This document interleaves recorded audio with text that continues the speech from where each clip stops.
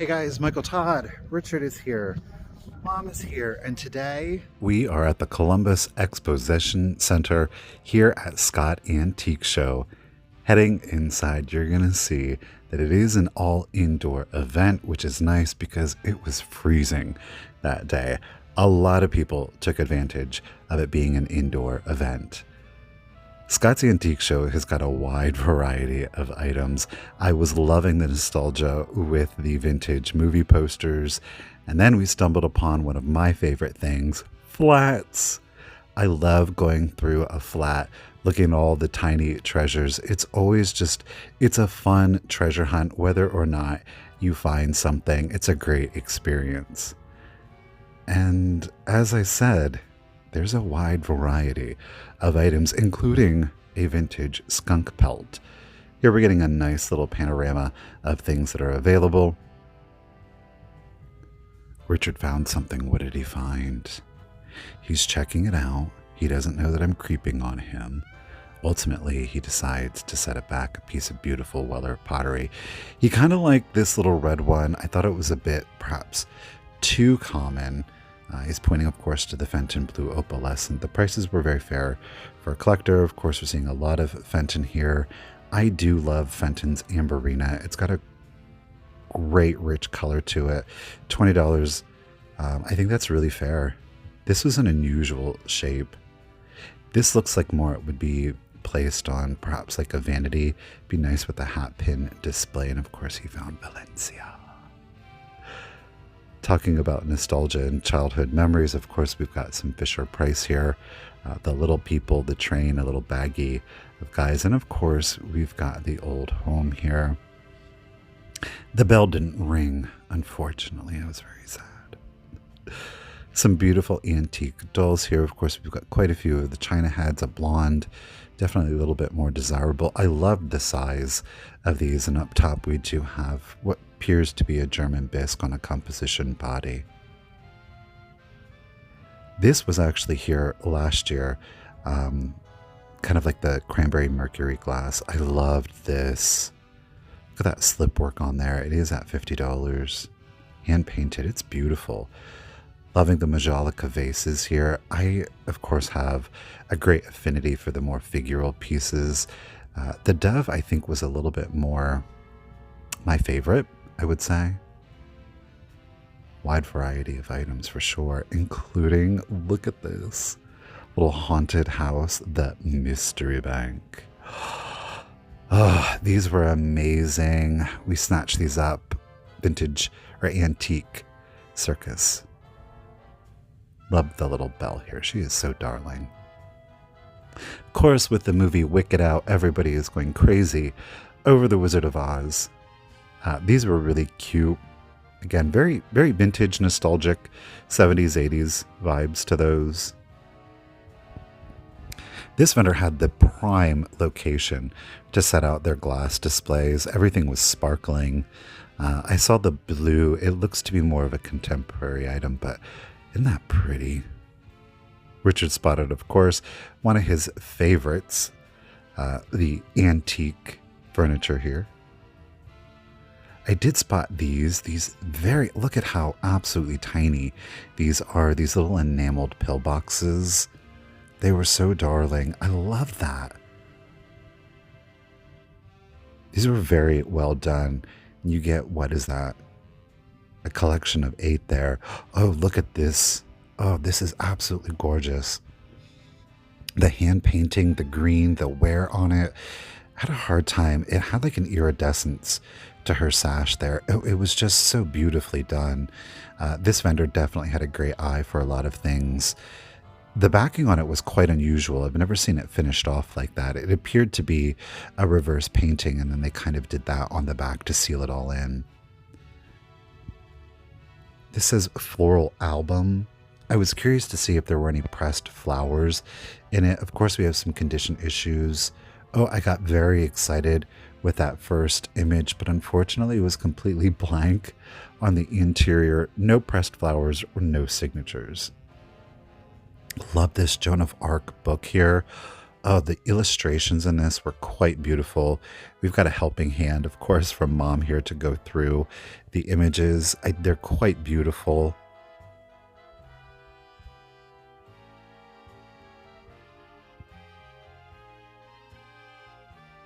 Again, just beautiful illustrations throughout, though. Of course, we see the trial and the persecution, and unfortunately, the burning of Joan of Arc. Speaking of beautiful artistry, I always love looking at the antique postcards. This is a Raphael Tuck one. They are well known for having beautiful illustrations. This one, of course, is heavily embossed.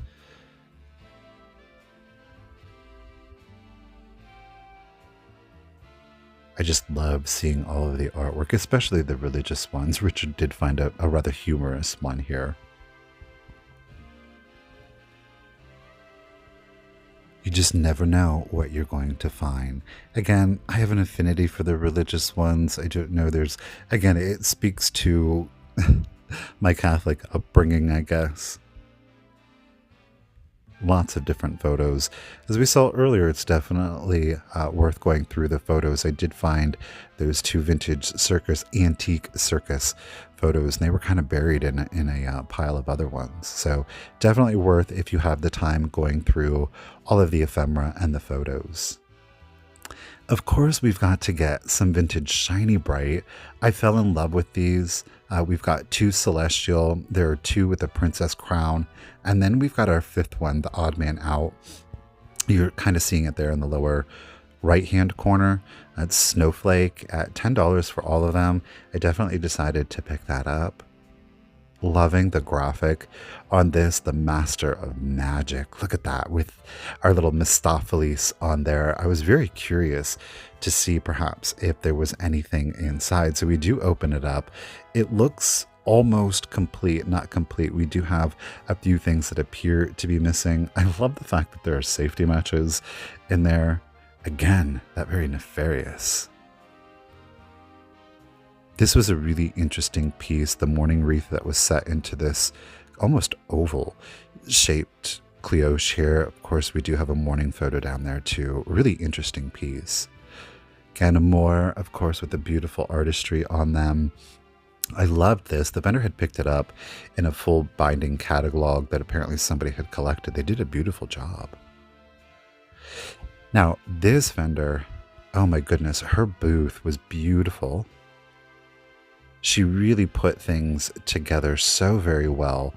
Here's kind of like that first part there to the left was a little bit more of like our 1950s style Christmas. And then she really amped it up back here in the back. Everything has a beautiful color story. I mean, that is just stunning with our Victorian jacket there, our little wreath. This is a great example of combining, you know, antique, vintage, and contemporary, and coming up with an absolutely beautiful look. I mean, that is absolutely stunning. Of course, she focused on the blues and the silvers, giving us more of an icy Christmas. Again, very antique vibe, but there is the incorporation of contemporary items in there. A little bit more of our pastels here, though it is maintaining a Christmas vibe to it. We could almost mix it up with Easter. Moving on, this vendor had probably some of the nicest things that I saw throughout the exposition. The words, the quality of them, the unusual, that cranberry egg, I don't even know what you would do. I just loved it. Look at these micro mosaics. I've seen plenty of micro mosaics in a number of different frames, but never have I seen them done so well. And then we got the big Mama Jamma up here. Look at all of that, those individual tiles cut out. Absolutely stunning. Look at this pear point. Ah, beautiful. Of course, it's been well maintained throughout the course of its life. Scrolling down, look at this. This almost appears to be a royal ducks here. Very beautiful. We did spot, of course, this little basket here. It was like a Vaseline with an opalescent and oxblood rim on it. It was quite stunning. I was really debating about picking this particular one up. I know a lot of folks don't necessarily get into the baskets because they're very specific, but I thought the artistry and the combination of different effect on this, the glass treatments, and then I did spot some of the wets, what appeared to be Tiffany Richard's checking it for any chips or cracks on it.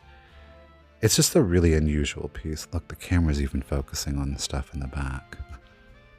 And I do spot this large compote here, very reminiscent of the Wets. I love that metallic finish to it. We've got our celluloid powder dish here in excellent condition. Kind of almost like a wave crest on this particular one here, but we do, of course, have more traditional, the cigar and the tobacco. Never seen those. We've got, of course, cameo glass here. Just a beautiful eye, a beautiful collection. Everything, of course, was very high end, and I greatly appreciate that. The lamp is just absolutely stunning. This fan vase, look at that. This is beautiful. We do, of course, have our fish plates here. I love these. You don't often see a lot of the fish. I thought this was a very beautiful pull together with the fish plates, of course, with our pheasants there. That, you guys, is going to wrap up our trip here to Scott's. We're going to move on to our DIY. But before we do, I do want to make sure that you guys know that I will, of course, be at the Vintage Hunter Collaborative this weekend, Saturday, December 7th. Please join us if you have the opportunity. We are decked out for Christmas. We would love to see you. It is, of course, starting at 9 a.m. in Bedford. Alrighty, guys, we are back here at the inn. We are going to do what I think is a really simple little DIY. Fingers crossed, knock on wood. So without further ado, let's go ahead and dive right into it. I'm just gonna say this, the pieces that you see me select, they're not hard and fast. Get whatever ones that you want. Truthfully, it's gonna go by pretty quickly, my selection. But I was in the store for at least 20 minutes kind of playing around with everything, so it's going to go quick, but just know that it did take me a little bit more time than what you're going to see on video to really figure out what pieces I was going to use. So alrighty, so these are the pieces that I ultimately did pick up at Goodwill for $18.17. We do got to make a run into Walmart to get our glue. I will say this, while it does list as for using with glass, I wouldn't recommend it. I did pick up some enamel paint here. Definitely would recommend this. So again, here are all of our pieces. I got very lucky, especially with the bell here. There was originally a clacker in this particular one. You can kind of see there's a little bit of glue residue in there. The first thing that I want to do, obviously, is I want to remove all of the price stickers, and then I'm going to just wipe them down with Windex. One thing that I do want to recommend to you is if in peeling these stickers off, or any sticker really, most people have in their home a Windex or a glass cleaner of some sort.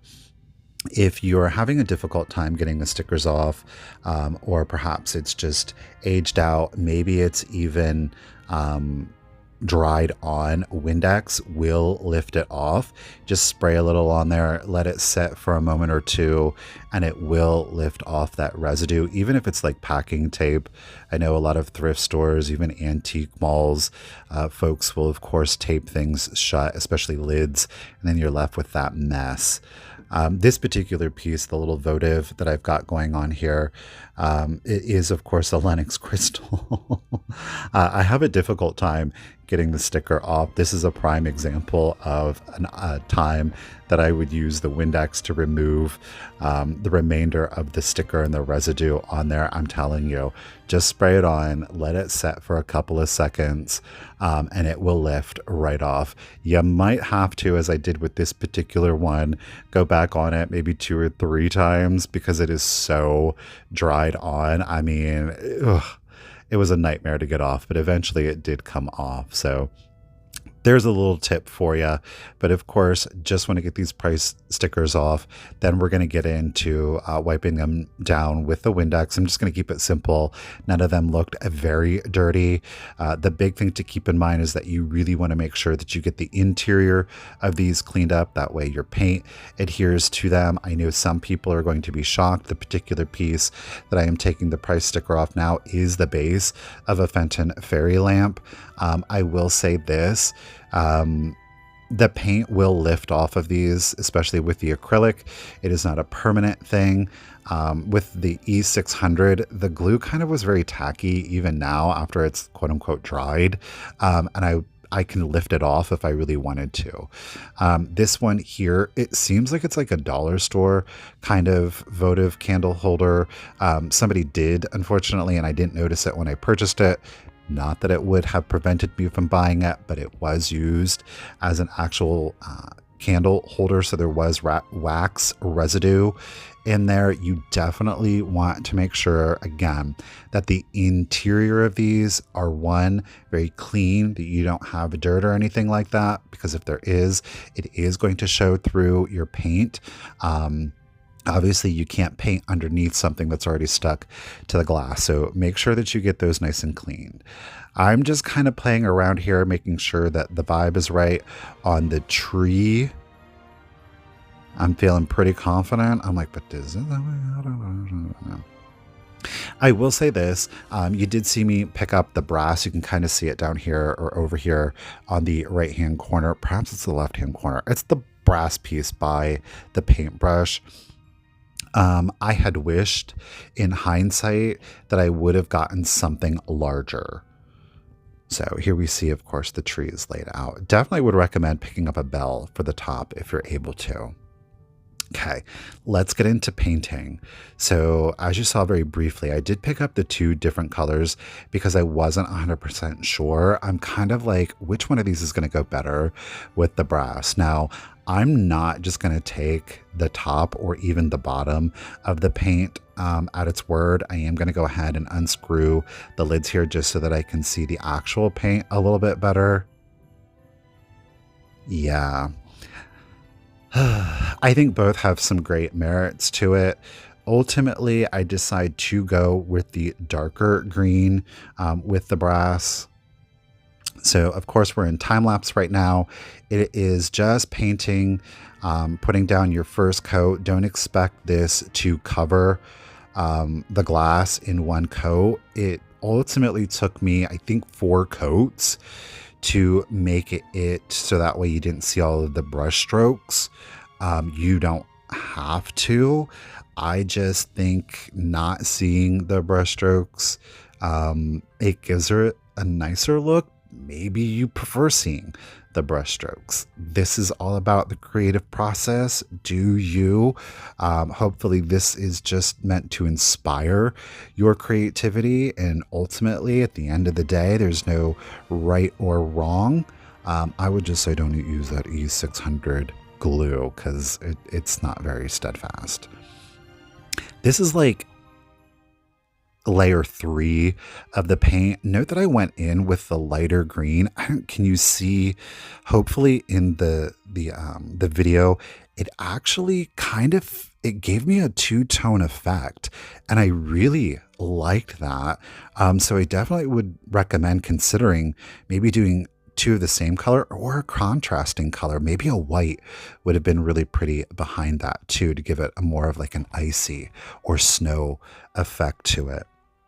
So again, I'm going to go back in with the lighter green. As I said, I ultimately did 4 layers just so that I could get more of a translucent look to it. And here we have our tree kind of laid out. You can see, again, the 2 tones. It gave it a little bit more depth, I will say that.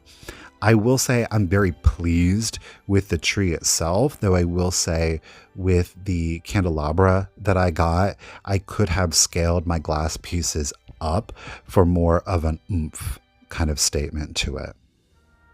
Okay, so I'm gathering myself up here.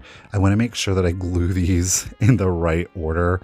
Again, I'm going to go ahead and take out what I had at the time, which was the E6000, beg pardon.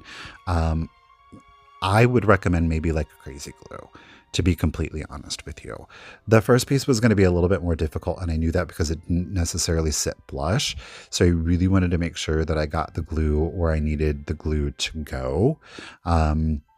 I will say that I did see somebody use a hot glue gun. You could do that. Obviously, it's not as permanent, but it is not as stable. So do keep that in mind. So we're going to get our glue here together. We're back in our time lapse.